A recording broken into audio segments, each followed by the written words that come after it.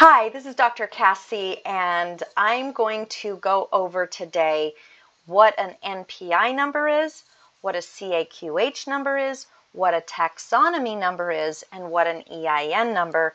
And the biggest question of them all is, do you even need one? So let's start there. So just to let you know a little bit about me, my name is Dr. Cassie. I am a doctor of physical therapy in the state of California, and I do bill insurance companies. So let's start with, do you even need an NPI number? And the answer is this. If you are a healthcare provider and you are not billing insurance company, or if you are not working for a company, an employer who is billing for insurance, you don't need an NPI number. Don't even bother. So if you're taking private pay, you're working with schools, or some other source of income that has nothing to do with insurance, you don't need an NPI number. And so, as much as I would like you to continue to watch this video, you don't need to. All right. Now, if you are a healthcare provider in the United States and you or your employer are billing insurance companies, specifically Medicare or Medicaid, you will need an NPI number. So let's break down what these three numbers are that you need to know what the heck they are. So let's start with NPI. Now in a previous video, I did go over what the difference between an NPI Type 1 and an NPI Type 2 is. So I would suggest you go back there. But let's just cover the basics again. So a NPI number is a National Provider Identification number. Now this number you should think of like you think of your Social Security number.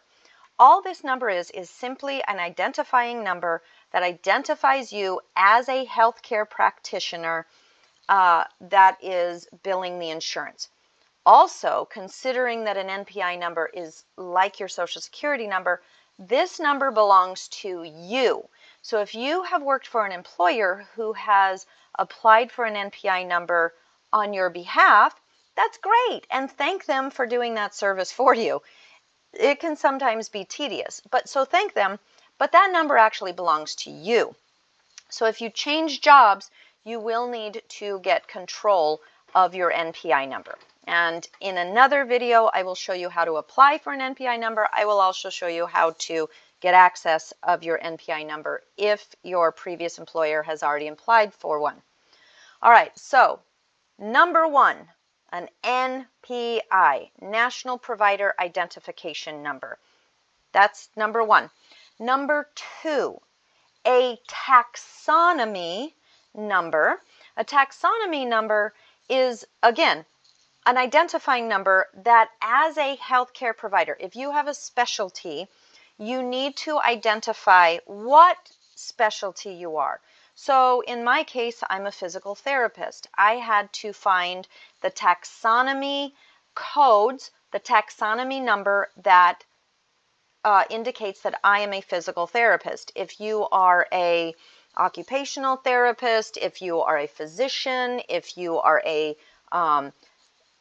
counselor, mental health counselor, you need to identify all of those types of numbers. Now, one of the ways, I'm going to share my screen here, and so you do, and I will put the link in here at the bottom of my screen. You can find your taxonomy number right here on the cms.gov website. Find your taxonomy code. So you simply go in here and you type in what you are, so follow these prompts, and you can look up your taxonomy number. So here's where you would find that. Okay, now we're not going to go into how to apply for that at this moment in this video, but that is a place for you to look that up. Now let's talk about a CAQH number. A CAQH number, or sometimes called a ProView number, is just a number. Once again, it's a coding number for the insurance companies. The CAQH or ProView is a place that every healthcare provider or most healthcare providers can go onto this site and affirm that your license is in fact in good standing. You can affirm that you do not have any criminal background or any kind of dings or negative marks on your license, that you are in good standing. You can do this by paper. Some insurance companies still ask that you turn in an affirmation. The CAQH number does that for you across the board, and most insurance companies do go there. So you've got a one-stop shop to affirm that you are who you say you are and you are in good standing. That also ties to your NPI number. So you need to have your NPI number. When you apply, you will let them know what your taxonomy code is for whatever your specialty is. And having a CAQH number is helpful, not required, but it is helpful to affirm to the insurance companies that you are in good standing. All right, so last but not least, an EIN number. That is an employer identification number. If you are an individual healthcare provider and you don't have your own business, you don't need an EIN number. That's your employer's. So don't even worry about that one. And like I said, if you are not billing insurance or your employer is not billing insurance, you don't need any of these numbers. And go about and have a great time and being amazing healthcare providers, making a difference in your patients' lives. But if you are billing insurance and you want to get paid, you will need these 3 types of numbers. Okay, so I will do another video. I'll put the links in the description. Please like my posts if this is helpful. And I will walk you through how to apply. I also go through different numbers that may interest you.